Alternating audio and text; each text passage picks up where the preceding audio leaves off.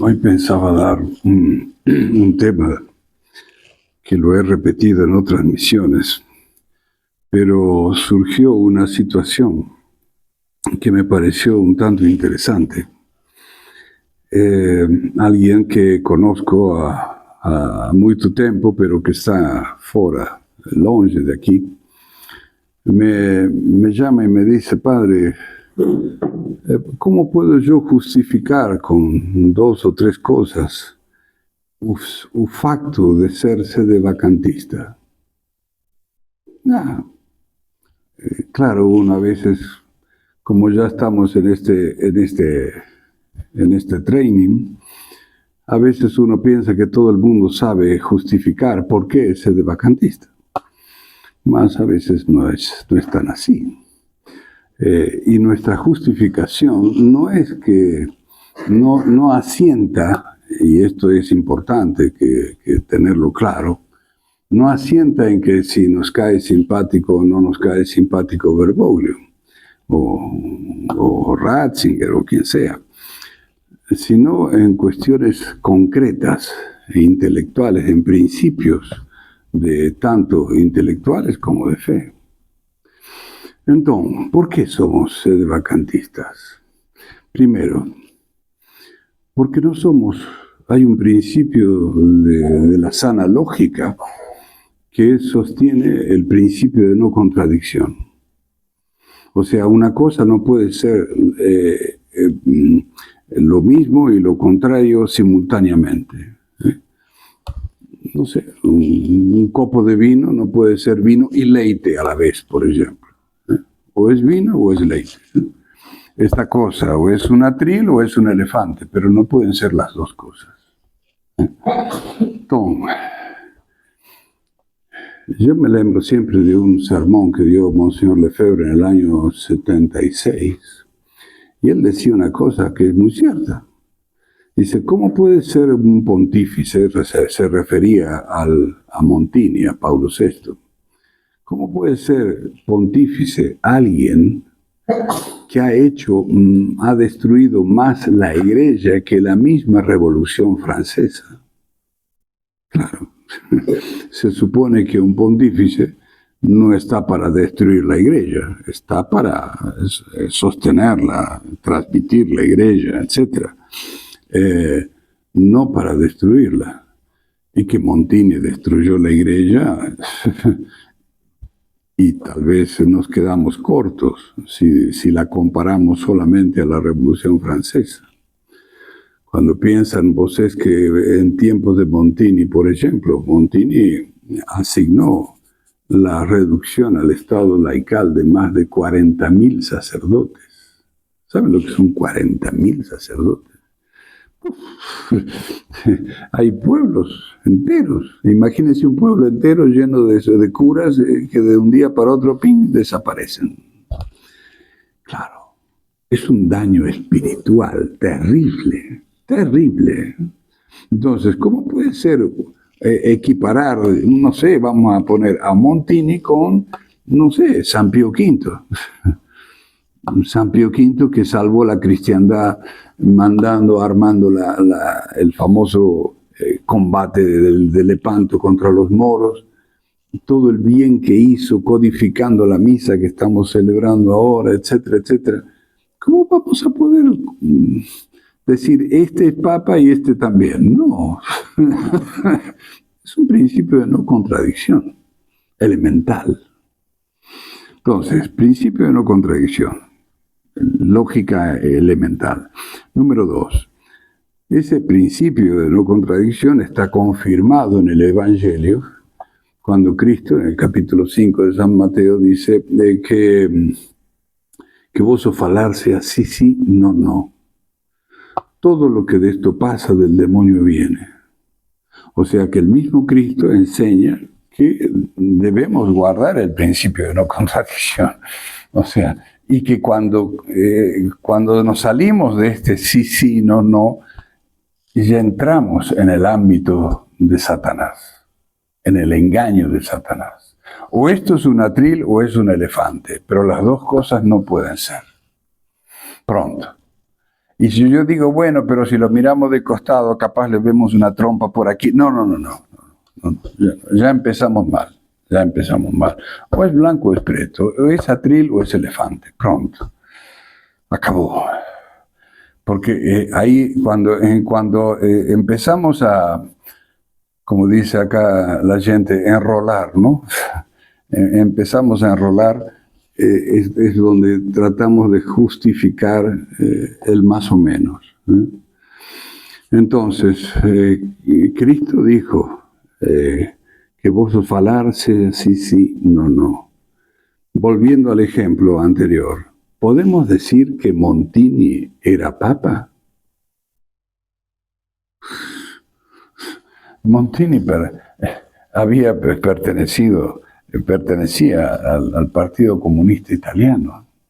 Era comunista en el momento de que fue elegido pontífice. Entonces estaba excomulgado. No era miembro de la iglesia. Entonces, si estaba excomulgado, era comunista, no era miembro de la iglesia, etcétera, ¿cómo va a ser papa? El otro punto, el tercer punto, catecismo elemental. ¿Qué dice el catecismo qué tenemos que tener para ser miembros de la Iglesia Católica? Fundamentalmente, la fe. Yo, por ejemplo, supongamos que acá este amigo no está bautizado, pero el amigo viene y me dice, padre, yo estuve leyendo el catecismo y quiero ser católico. Yo acredito en las verdades que me enseña el catecismo. Si él se llegase a morir antes de que yo le eche un poco de agua y de estricte dicte lo bautice, él ya me manifestó que quería ser católico. Ella me manifestó que tenía la fe. Entonces tiene un bautismo de deseo. Si él le da un paro cardíaco, podemos considerarlo salvo, porque ya tenía la fe. Ahora bien, ¿quiénes son los que no pertenecen a la Iglesia Católica?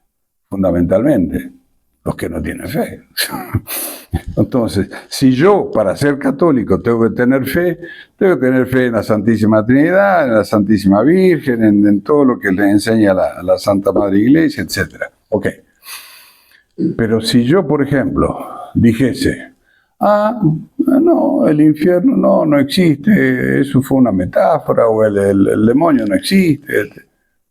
Yo puedo pensar lo que se me dé la gana, pero de ahí a ser miembro de la iglesia, si yo no tengo fe, no puedo tener batina, usar sombreritos y no sé qué cosas más, pero si yo no acredito en algún dogma de fe, por ejemplo, no. Entonces, para ser miembro de la iglesia hay que tener fe. Ahora bien, si yo veo a un señor vestido de blanco que me dice que la Virgen es una muchachita como cualquier otra, Bergoglio dijo semejante barbaridad, me pone la Pachamama en el altar mayor de San Pedro, paganismo puro, idolatría.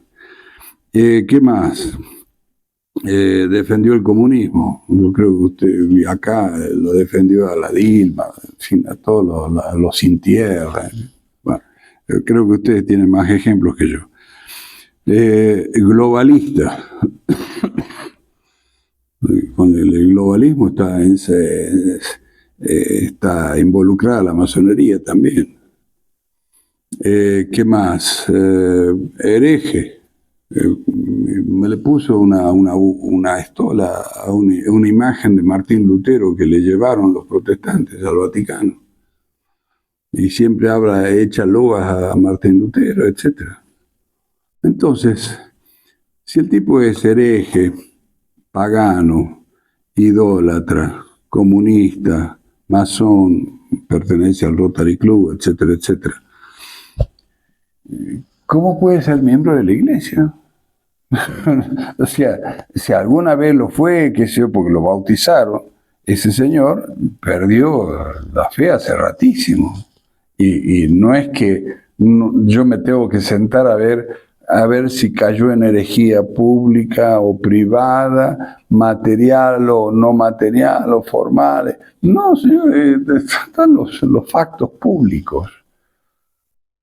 Si yo trajese ahora mismo una Pachamama y la pongo en el altar y le prendo una vela, ustedes tienen todo el derecho del mundo de irse en bora y decirle, el cura está pagano. Perdí la fe. Yo no puedo hacer eso conservando la fe católica. Es un absurdo.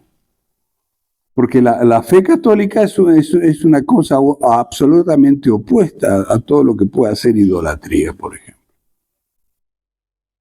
Entonces, dijimos, principio de no contradicción, el sí, no del Evangelio, el catecismo que enseña que para ser miembro de la iglesia hay que tener fe, fundamental. Y después hay otros dos puntos que son interesantes. Por ejemplo,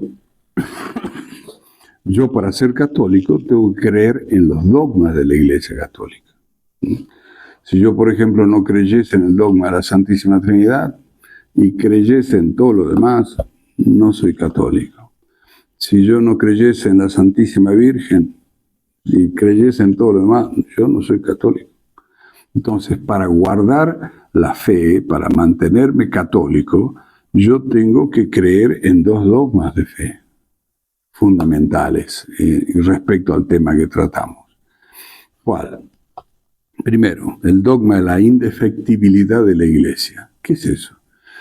La iglesia, el dogma de la indefectibilidad de la iglesia es que la iglesia nunca puede enseñar el error. ¿Por qué? Y porque la iglesia es el cuerpo místico de Cristo.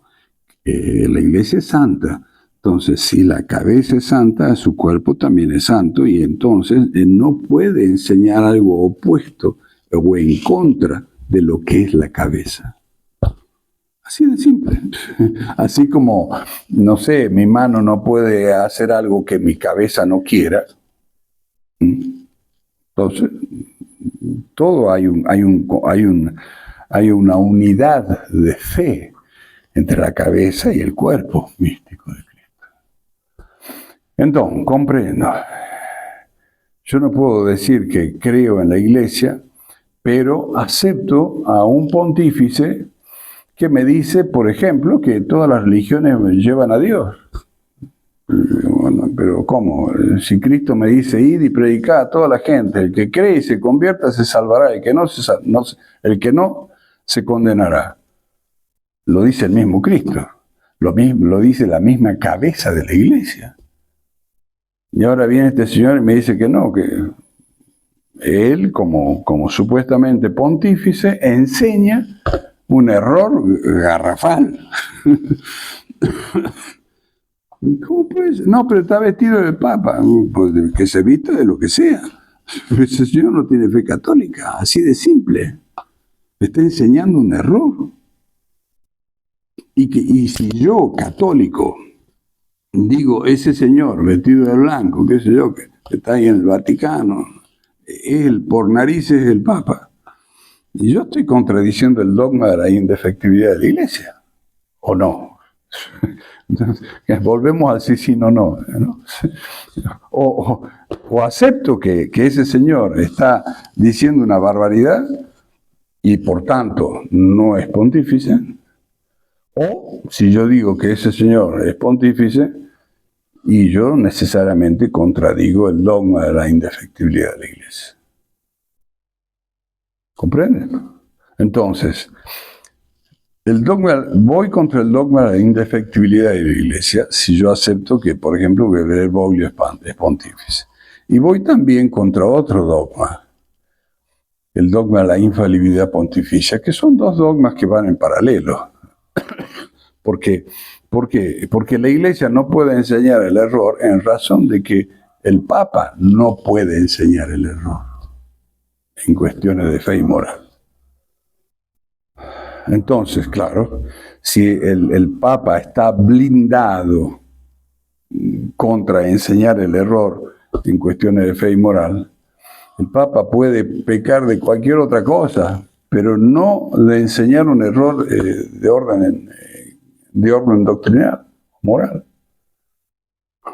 No puede decir que Martín Lutero es una persona de una gran espiritualidad o cosas así. No. No. Entonces, queridos fieles, si somos sedevacantistas, lémbrense de esas cosas, de estos 5. Podríamos dar algunas otras más, pero para no complicar más las cosas. Yo creo que con 5 alcanza, ¿no? Entonces, negamos 2 dogmas de fe. Si decimos que estos últimos señores han sido papas católicos, negamos 2 dogmas de fe. Por ejemplo, el otro día alguien me decía, ay, padre, ay, yo, ¿cómo lo extraño a Juan Pablo II?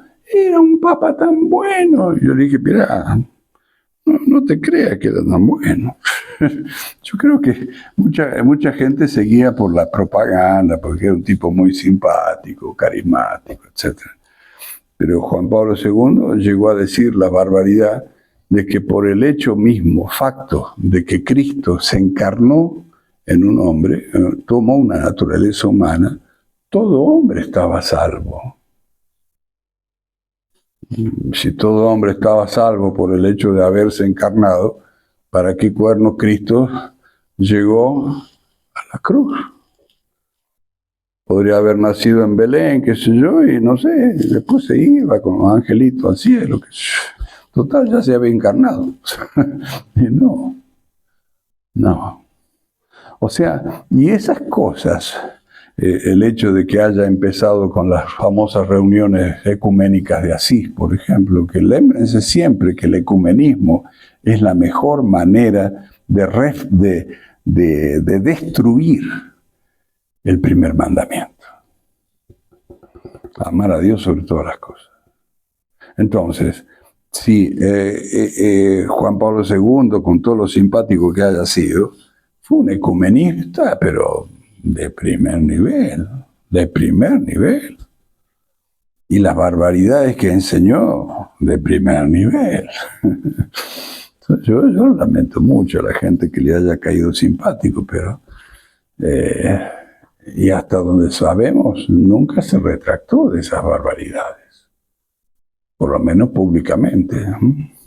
En fin, entonces, queridos fieles, mantengamos claro eso, los dos dogmas de fe que tenemos que defender, en este caso, el tema de la pertenencia a la iglesia, el tema del sí, no del evangelio, y el tema fundamental de lógica, que es no podemos sostener principios contradictorios. O blanco o preto. O atril o cocodrilo. Pero las dos cosas no pueden ser. Entonces, no podemos ser católicos y estar a decir que, ¡ay! El Santo Padre hizo una cantidad de barbaridades terribles, persigue a los tradicionalistas, prohíbe la misa tridentina. El Santo Padre, por Dios. Sí, a veces dan ganas hasta de reírse de las estupideces. El otro día estaba viendo las fotos de unos obispos de la RR, ¿no? De los que reconocen al pontífice, pero se rebelan contra él. Es un absurdo, porque todo católico, del momento en que reconoce al pontífice, tiene que obedecerle. Sí o sí. No es una cuestión optativa. ¿Y por qué lo tiene que obedecer? Y porque en razón entre otras cosas, del dogma de la infalibilidad, si yo reconozco que fulano de tal es el pontífice, yo tengo que obedecerle sí o sí, acabó. No puedo estar diciendo, no, en esto lo obedezco, en esto otro no. No existe eso. Sos cualquier cosa menos católico. ¿Y cuántos RR andan dando vueltas por ahí? Obispos. Y uno dice, estas cosas, esos 5 ejemplos que yo puse son tan elementales. Claro, algunos de los argumentos que dicen, no, es que uno de los obispos dijo, me enteré que dijo, es preferible tener una mala cabeza a no tener cabeza. Como diciendo, es preferible tener un papa malo a no tener papa. A ver, primero, el papa nunca puede ser malo, fundamental. Si yo digo que el papa puede ser malo, estoy yendo contra el dogma de la infalibilidad pontificia. Punto, número uno. Pero además, ¿cómo va a ser preferible tener un papa malo, con lo cual nunca puede suceder, pero bueno, aceptemos por un momento. Si el papa es malo, el papa estaría yendo contra el mismo Cristo, contra la misma verdad, contra la misma iglesia. ¿Y cómo voy a preferir yo tener un anticristo a no tener un anticristo? Y yo prefiero no tener anticristo. Así de simple. Ya Dios nos dará el pontífice. Claro, el tema, el otro punto a donde a veces nos atacan con frecuencia es el tema de decir, bueno, perfecto, no hay papa, ok, perfecto, muy bien. ¿Y de dónde va a salir el papa? Porque la Virgen de Fátima dijo, el papa me consagrará a Rusia, que se convertirá y habrá un tiempo de paz. ¿De dónde sale ese papa? No sé. Pero cuando venga un señor que consagre Rusia y que Rusia se convierta, nos vamos a dar cuenta, ese es el papa. Porque, ojo, hoy en día hay 23 papas en el planeta, 23 señores que dicen ser el papa, amén, de Bergoglio, hay otros 22. Claro. El tema es que hay una banda de bribones que andan queriendo hacer un cónclave, qué sé yo. Por Dios, por Dios. Eso es una situación que Dios permitió para probarnos en la fe, sí, evidentemente. Ahora, ¿la vamos a solucionar nosotros acá? No. Nosotros lo que tenemos que hacer es rezar para mantenernos católicos y obedientes a 260 papas anteriores, nada más. Pronto. ¿Cómo Dios va a arreglar este asunto? No lo sé. No tengo la menor idea. Pero de que algún día se va a solucionar, está claro, porque las puertas del infierno no prevalecerán contra ella, ¿no? Contra la iglesia. Y además está la promesa de Fátima, ojo. Y si Fátima se cumplió en un 80%, el 20% que falta cumplirse, lo vamos a ver, Dios mediante. Y si no nosotros, tal vez estos que están más jovencillos. Pero, ¿qué va a suceder? Va a suceder. Porque si la Virgen lo dijo, sí o sí se hace. La Virgen vive en la eternidad y ella ve la eternidad como un continuo presente para nosotros. Pidamos entonces a Virgen Santísima simplemente la gracia de mantenernos católicos. Da trabajo. Hay veces, me lembro siempre del caso del Evangelio que dice, si no hacéis como meninos, no entraréis en el reino de los cielos. Y a veces cuando yo escucho los divagues de mucha gente que dice, no, el Papa es materialiter, pero no formaliter, y el Papa no hay que probar si la herejía se puede probar la herejía del pontífice o no. Ay Dios. Claro, imagínense a un niño, yo no le puedo ponerme a trabajar. El niño es así de fácil. El niño dice, ¿sabes qué? Este es el Papa. ¿Por qué? ¿Y por qué no enseña errores? Perfecto. Listo, acabó. No, pero hay que probar si la herejía... No hay que probar nada, porque el Papa no puede cometer herejía. Así de simple. En fin, el que la quiera complicar, que la complique, el problema de ellos. Pero nosotros simplemente a ser católicos y firmes. El premio es nuestro, lémbrense siempre de eso.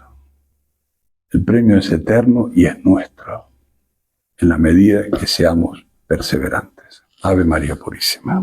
Sin pecado concebida.